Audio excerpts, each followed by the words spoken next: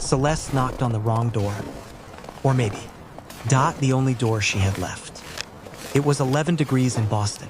She had a bruise on her wrist, a backpack, and nowhere to go. The man who opened the heavy oak door, was Edward Calloway, a man worth $7 billion. For 7 years, he hadn't allowed a single stranger inside his home. He looked at Celeste and said, "Leave." She didn't move. She didn't cry. She whispered one word, "Please." Edward didn't know it yet, but the moment he stepped aside, everything inside that house began to change. 6 days, that's all it took. By the end of them, nothing in Edward Calloway's life, would ever be the same again. Before we begin, tell us where you're watching from today. Now, let me tell you what really happened. For 7 years, 2 months, and 19 days, Edward Calloway had not allowed a single person to stay overnight in his house. Not family. Not friends. Not the grief counselor his attorney had paid for 3 sessions. Before Edwards stopped answering the calls. The house on Marlborough Street in Boston was not empty. Mrs. Harriet Webb had worked there for 11 years, managing the rooms, the kitchen, and the silence with the particular efficiency of a woman who understood that some men grieved in ways that looked like anger from the outside. But guests did not stay. Not since the accident. Edward Calloway had built Calloway Medical into a $1.8 billion pharmaceutical holding group over 30 years. He had not done it by being soft. He had done it by understanding that the world ran on systems, and that systems had no sentiment.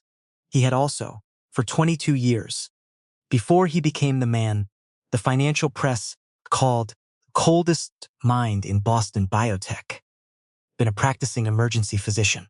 He had stopped practicing the year Grace died. Grace Calloway had been 23 years old and in her 2nd year of medical school when the car hit them on the Longfellow Bridge. Eleanor, his wife, had died at the scene. Grace has lasted 4 days in the ICU. Edward had been 2 floors above her, still a doctor then, and had known from the imaging what nobody had wanted to say. He had been the one to sign the paperwork.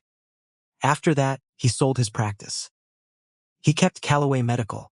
He kept Harriet. He kept the house. He kept Grace's room exactly as she had left it. Her medical textbooks stacked on the desk. Her stethoscope hung on the closet door.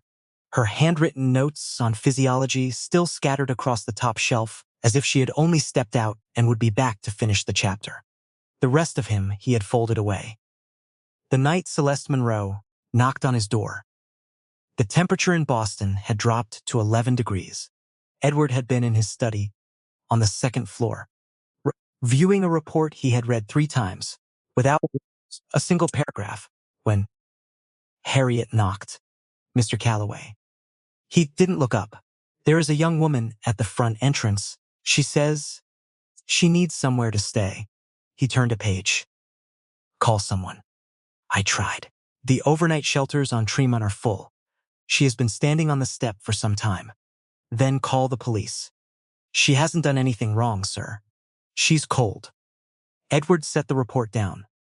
He came downstairs not with any intention of kindness, but because Harriet's voice had a particular quality when she was refusing to resolve something herself, and he had learned over 11 years that ignoring it only prolonged the problem. The girl at the door was young, 19, maybe 20. Black, slight, with her arms crossed tight over a worn yellow coat that was not enough for the weather. Her hair was pressed back from her face by the cold. One cheek held a bruise, yellowing at the edges. She had a backpack pulled close to her chest. On her left wrist was a bracelet. Beaded, cheap, the kind that comes apart with wear. She had repaired it with thread in 2 different colors, because she could not bring herself to throw it out. She met his eyes directly, not with boldness, with the careful steadiness of someone who had learned that looking away first invited worse. Please let me stay, she said. I won't let you down. Her voice shook from cold, not from fear. Or not only from fear. Edward said, This is not a charity house. I know, sir. She swallowed. I'm not asking for charity. I'm asking for a night. One night. I can work. I'll cook, clean, whatever you need. I won't touch anything I'm not supposed to. He looked at her. At the bruise. At the repaired bracelet. You're running from someone. His tone was flat. Not unkind. Just accurate. She didn't answer. Behind him, Harriet said, Edward, not Mr. Calloway. Edward. She had not used his first name in 11 years. He stepped back from the door. The girl came in. Her name was Celeste Monroe. She was 19 years old. Her mother, Denise Monroe, had died 14 months ago from breast cancer diagnosed too late, treated too little by a system that had looked at Denise's insurance status and found her inconvenient. Celeste had sat with her mother through 15 months of illness, learning the names of medications, the meaning of scan results, the difference between palliative and curative, the way nurses spoke to patients they believed would not survive. She had watched her mother die, knowing things she had never been taught, and had no degree to prove. After Denise died, her stepfather, Jerome Briggs, moved back into the apartment. He was not Celeste's father. He was not her friend. Was simply input your text, choose a voice. He was a man who had spent 20 years on the Boston Police Department and had left under circumstances nobody talked about, and who understood better than most people how to make a young woman's life very difficult, without leaving evidence that would stand up in a report. For 14 months, Celeste had stayed because there was nowhere else to go, and because Jerome could make a compelling story about a troubled girl to anyone who needed to hear one. She had left the night he found her application folder. She had been filling out the paperwork for a pre-medical program. Not medical school, yet. She could not afford that dream in those terms, but a pre-med pathway program at Northeastern. Jerome had taken the folder. Read every page. Laughed. And doesn't something worse than laugh. Celeste had walked out with the clothes on her back, her mother's beaded bracelet on her wrist, and a copy of the application she had printed 2 days earlier and kept folded inside the lining of her coat, just in case. Harriet gave her soup, towels, and the small room at the end of the first-floor hall. She ate the soup without speaking. She said, "Thank you," twice. She asked if it was all right to wash her face.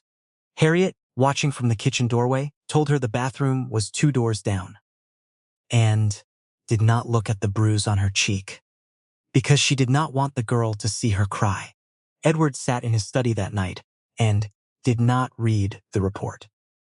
He thought about the way the girl had looked at him, not with hope, exactly, with the particular stillness of someone who has stopped expecting kindness and started cataloging exits. He had seen that look in emergency rooms. He had not expected to see it on his own front step. The next morning, Celeste was in the kitchen before Harriet arrived. She had made coffee, found oatmeal, toasted bread. Everything was clean. She stood near the counter, not at it, near it, as if claiming too much space might cost her. Edward came down at 7:45 and stopped at the kitchen door. Celeste turned and went still. "I used things I thought were all right," she said quickly. "Mrs. Webb said last night I could use the kitchen. I didn't take anything. I'll replace whatever I used." Edward looked at the coffee. "How do you take it?" She stared. "Your coffee. How do you take it?" "Oh," she blinked. "However it comes, sir." He sat at the kitchen table. Celeste filled a cup and set it in front of him without a word. He took a sip. It was very good. He did not say that. He said, "Do you have anywhere to go today?" Celeste sat across from him, slowly, as if asking permission without words. "I was going to figure that out." Simply. Harriet entered, took in the clean kitchen and the 2 people sitting in it, and began making eggs with the focused energy of a woman pretending not to be pleased. What were you going to do with yourself? Edward asked. Before all this, a pause. Celeste looked at the table. I was trying to get into a pre-med program. He turned his cup. Where? Northeastern's. There's a scholarship pathway. He turned the cup the other way. Were you accepted? I haven't finished the application. Why not? She looked up at him. He had cost me the folder. Edward set the cup down. Do you have another copy? The question surprised her. She pulled her coat from the back of her chair and reached into the inner lining. The folded pages were there, slightly damp at the edges from the snow. Still legible. Yes, she said. I have another copy. Harriet placed eggs on the table. Neither of them said anything for a moment. Then, Edward said, the deadline for Northeastern Spring Cohort is Friday. Celeste went very still. I know. I haven't been able to get to a printer. He stood up. I have a printer. The day moved quietly. Celeste worked alongside Harriet.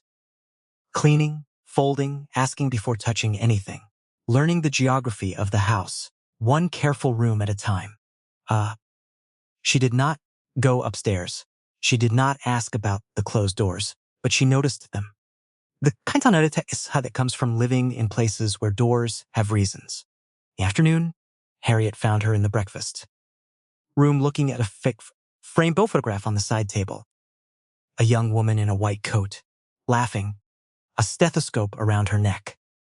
A woman beside her, older, the same eye, and a tall man in the background, blurred but clearly smiling at something just outside the frame. That's Grace, Harriet said. She was beautiful. Harriet picked up the frame. She was going to be a doctor, like her father.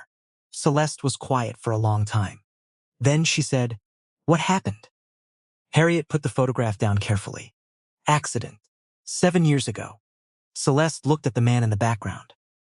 Is that why he stopped practicing? Harriet did not answer right away. He signed her discharge papers himself. She finally said. He knew. He was a doctor. He knew what the imaging meant. He made the decision so no one else had to. Celeste looked at the photograph. Harriet walked away before either of them said something too true. That evening, Celeste made dinner. Not because she was told to, because she had noticed Edward not eaten properly since she arrived. Coffee in the morning, nothing at lunch, moving through rooms as if the act of eating alone at a table set for one was something he had stopped seeing the point of.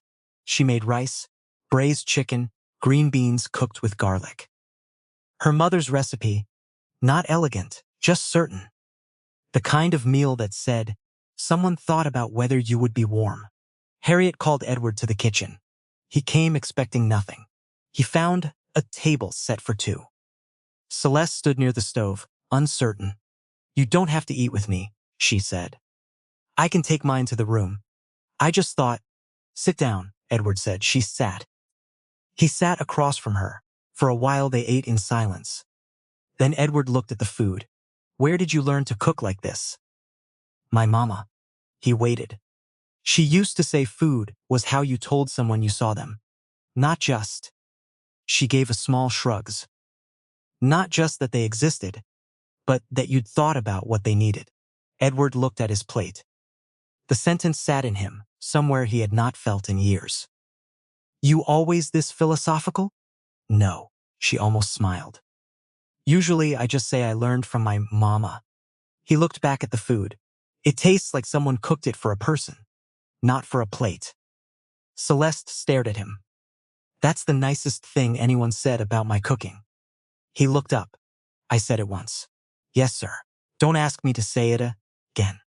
She pressed her lips together. Harriet, watching from the hallway, turned around before her face gave anything away. I think about Edward at that table. A man who had built a wall around himself for 7 years. Not because he stopped caring, but because caring had cost him everything. He had tried. God, he had tried. He had paid the bills, done the work, followed the systems. And the systems had not been enough. So he had stopped believing in anything a system could not measure. Then a girl walked into his kitchen and cooked him food that tasted like being seen. There is a kind of grief that convinces you. Warmth is the thing you can least afford. That, if you let yourself feel it, you will only lose it again. What Celeste did not know, and what Edward could not have told her, was that she was making it harder to believe that lie. The application was submitted on Thursday. Celeste sat at the kitchen table with Edward's printer behind her and Harriet, pretending to wipe down a counter that had been spotless for 20 minutes. Edward came in from the study. "Did you send it?" "Yes." He looked at the confirmation number she had written on a piece of paper. He said nothing. "Then, you listed your address as TBD." She looked down. "I didn't have one." He was quiet for a moment. "Use this address." Celeste looked up. He met her eyes. "For the application," he said, "use this address." She held his gaze for a long time. Then she wrote it down. Harriet found something very important to do in the pantry. The problem arrived on Friday morning. Jerome Briggs appeared at the front gate. Not shouting. Not threatening. Just standing there in his department issue coat. Though he hadn't been in the department for 3 years. With his hands in his pockets and a practiced expression of concern, he pressed the intercom. "Mr. Calloway, my name is Jerome Briggs. I'm looking for my stepdaughter. I'm worried about her. I just want to know she's safe." Celeste was in the breakfast room when Harriet told her. She put down the book she was reading. Her face went somewhere flat and quiet. "What's he doing?" Edward asked. "He's being patient," she said that word. Patient. Hit the room differently than anger would have. He looked at her. "He does this," Celeste said. "He waits. He tells people I'm troubled, that I make things up, that I have a history." She looked at her wrist, at the bracelet. "He knows how to make a story stick." He waited while Edward studied the intercom feed. Jerome was not moving. He was simply standing there, looking harmless for whoever might be watching. Edward had seen men like Jerome before. Not in boardrooms. In emergencies room. The men who brought women in with injuries that had explanations, and who stood close enough to the bed that the women recalculated their answers before speaking. He had learned, over 22 years of emergency medicine, that the most dangerous men were rarely the ones who shouted. They were the ones who were very, very patient. Edward pressed the gate intercom. "Mr. Briggs, this is private property. If you have a concern about a family member, I suggest you contact the police." Jerome's voice came back even and reasonable. "Sir, with all respect, I'm just asking. You're on my property. Leave." A pause, then footsteps, retreating. Jerome Briggs walked back to his car without urgency, which meant he would be back. That afternoon, Edward called his attorney, Margaret Voss. "Run a name for me," he said when she answered. "Good morning to you too, Edward." Jerome Briggs, former Boston PD. "I need anything you can find. Domestic complaints, misconduct, departmental records." A pause. "Am I going to want to know why?" "No. But you will." Celeste sat in the kitchen that evening, watching Edward move around the room with the careful attention of a man who had decided something, but had not said it yet. He set down a cup of tea in front of her. She looked at it. Then, at him. "You don't have to do this," she said. He sat across from her. "Do what?" "Any of it. The application, the attorney. Jerome will just say you're involved now. He'll say you're hiding me. He'll make it about you, to make it about me." Edward's face did not change. "Let him. You don't understand. He's good at it. I understand men who use reputation as a weapon." She shook her head. "He'll say things about me. Things about you. He'll say I'm unstable. That I steal. That girls like me." She stopped.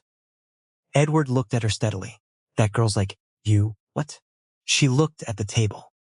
That girls like me can't be trusted in houses like this. The sentence sat there. The sentence sat there. Edward turned his cup once. I spent 22 years in emergency medicine. So I have seen every version of that sentence applied to every kind of person. His voice did not rise. It has never once been true. Celeste looked up at him. Her eyes were bright and she was working hard. Why does it matter to you? He looked toward the hallway, toward the direction of Grace's room, though it was 2 floors up. You came to my door asking to stay, he said. She waited. The last person who asked me to stay was my daughter. I was 2 floors above her and I could not reach her in time. He stopped, cleared his throat. You did not come here to replace her. I am not confused about that. Celeste did not speak. But you are here. He looked back at her. And I find I have some practice left in me. The kitchen went quiet. Outside, snow had started again against the window. Harriet appeared in the doorway with a dish towel, saw both of their faces, and went back to the pantry. If this story is staying with you, subscribe for more stories like this. We'll keep making them. Margaret Voss arrived Saturday morning. She was 61, with the face of someone who had heard everything twice and chosen to be surprised by almost nothing. She took off her coat, set down her bag, and looked at Celeste the way a doctor looks at a patient. Not unkindly, but without performing warmth. You're Celeste Monroe. Yes, ma'am. Have you been coerced into being here? No. Are you free to leave at any time? Yes. Good. Margaret sat down. Then let's talk about Jerome Briggs. What she had found was not dramatic. No single charge that would arrest him tomorrow. 3 dismissed domestic complaints. 2 from Denise Monroe in the years before her death. 1 from a woman named Patricia Hale, who had moved to Providence. 1 misconduct inquiry with the department. Unclear outcome.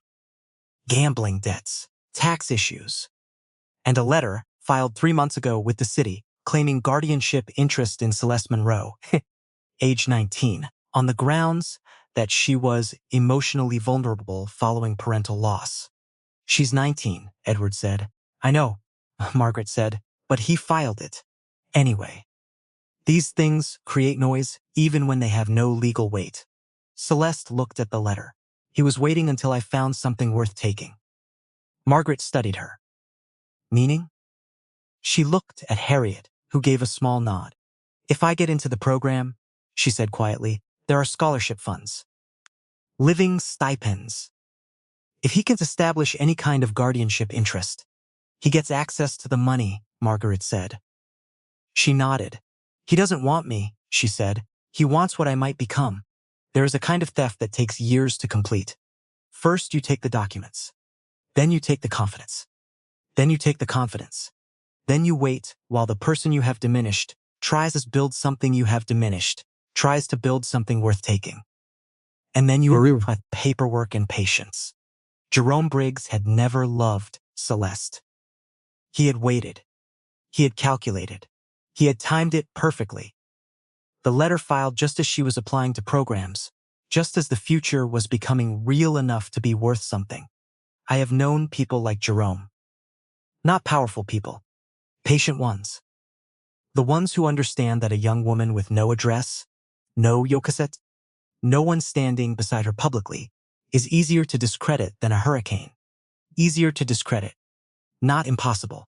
Margaret spent the afternoon drafting an official statement of residence, KPST, a temporary employment agreement, documentation of the threatening nature of Jerome's letter and his appearance at the gate. Edward signed everything in his study with the particular economy of a man who had spent 30 years signing things that cost him less. How much does this cost? Celeste asked from the doorway. Edward looked at her. Nothing you owe me. That's not an answer. He set down the pen. I spent 7 years watching this house become becomes a monument to things I could not fix. He did not look at her when he said it. You walked in here and started a pot of soup. He turned a page. Consider us even. Celeste stood in the doorway for a long moment. Then she said, "My mama used to say the best things aren't trades. They're gifts." She paused. She also said, "Gifts come with responsibility." Edward looked up. She said, "You gave me a chance. I'm going to be a doctor because of it." She did not ask whether he believed her. She said it like a fact she was just reporting. Edward looked back at the papers. After a moment, "I know. That evening, something happened that none of them had planned." Harriet had left for the night. Margaret was gone. The house was quiet in the way it used to be. Celeste was finishing dishes. Edward was in the hallway, returning from the study, when he paused outside the door at the end of the third-floor hall, Grace's room. He had not opened it in months. He stood there for a long time. Then he turned the handle. The room was the same. Medical textbooks. Stethoscope on the closet door. Handwritten notes on physiology. He sat in the chair beside the desk. He picked up one of the notes. Her. Handwriting, cramped and quick. The handwriting of someone who thought faster than she wrote. Cardiac output. Stroke volume times heart rate. Always check the patient, not just the chart. Remember, the body tells the truth even when the history doesn't. He put the note down. He heard, faintly, Celeste humming in the kitchen below. Not a song he recognized. Something low and unhurried. Her mother's rhythm, probably. The way sound carries in a house at night, not loudly, but present. Alive. He sat in Grace's room until the humming stopped. Then he walked downstairs. How many people have someone in their life who gives up something essential just to stay close enough to help? Not heroically, not loudly, just by being present, by making soup, by humming in a quiet house, by asking before they take anything. We walk past people like that every day. I wonder sometimes how many of them are one closed door away from someone who needed them and didn't know how to open it. Jerome came back on Sunday. This time he brought a woman from the City Housing Authority, or a woman claiming to be from the City Housing Authority. Margaret, called immediately by Edward's security, arrived ahead of the police and requested the woman's credentials. The credentials did not check out. Jerome's expression, when the officer asked him to step away from the gate, was the expression of a man recalculating. Not frightened, recalculating. Celeste watched from the breakfast room window. "He's not done," she said. Edward stood beside her. "No, but he's no longer alone in the room with you." She looked at him. He looked at the gate. People like Jerome count on isolation. He had you alone, with no documents, no address, no name on anything that could prove you existed outside his story. He turned from the window. "You exist now." "How?" she asked. He looked at her for a long moment. "You have an address, a physician's statement of residency, a temporary employment record, a scholarship application with a return address." He paused. "And you have my name next to yours in writing." Celeste was quiet. Then she said, "You're not afraid of what he says about you." He turned back toward the study. "I spent 30 years building a name." Over his shoulder, "I built it to use." The acceptance letter came on a Tuesday. Celeste was in the kitchen when Harriet brought the tablet with the email. She read it twice. Then a third time, her hands were shaking. Harriet stood very still near the counter. Celeste looked up. "I got in." Harriet closed her eyes for a second. Then she crossed the kitchen and held the girl by both shoulders. The way a woman holds someone when the right words haven't been invented yet. Celeste started crying.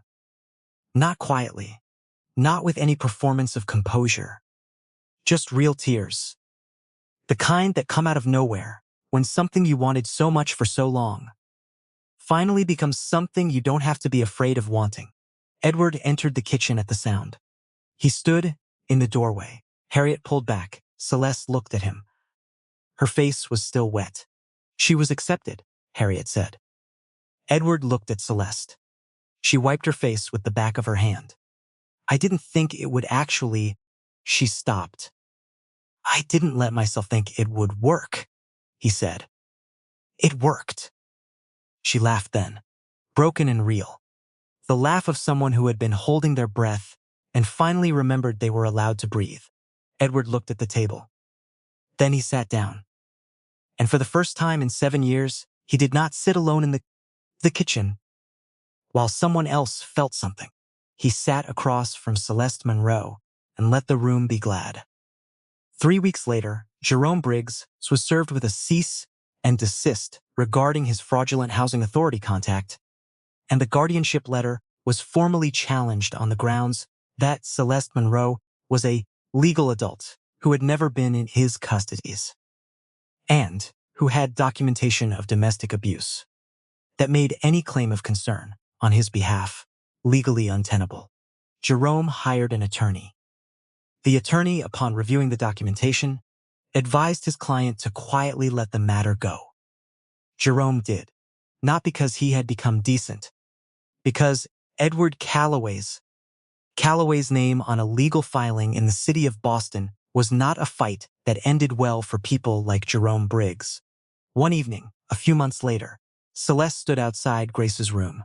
Edward was downstairs. She knocked once. Then, very carefully, she opened the door. The room was as it had always been. Textbooks, stethoscope, handwritten notes. Celeste walked to the desk. She picked up the note Edward had read that night. Always check the patient, not just the chart. Remember, the body tells the truth even when the history doesn't. She read it once. Then she carried it back downstairs. Edward was in the kitchen. She set the note on the table in front of him. He looked at it, then at her. She sat across from him. I want to have this in my room, if that's all right. He looked at the handwriting, his daughter's hand. The truth, even when the history doesn't. He was quiet for a long time. Then he nodded. Celeste picked up the note. She looked at him. She was going to be a great doctor. Edward looked toward the window. Yes, she was. The two words sat in the kitchen like something that had been waiting a long time to be said out loud. Celeste folded the note carefully and held it in both hands. I'm going to be one too, she said quietly. Edward looked at her, not as a question, not as comfort, as a statement. I know, he said. The wealthy build systems. They build structures and names and processes designed to hold things in place. And sometimes those systems fail in ways that cannot be bought back. Edward Calloway had built a $1.8 billion empire. He had not been able to save his daughter. He had not been able to make the system work the one time it mattered most. So he had decided, quietly, and without announcement, that the system was all there was. That warmth was too expensive. That proximity was a liability. Then a girl knocked on his door in 11-degree weather and asked to stay. And the thing that surprised him, the thing he did not expect, was not that she was brave. It was that she was kind. After everything that had been taken from her, she still made food like a gift. Choose a voice. She still asked before she touched things.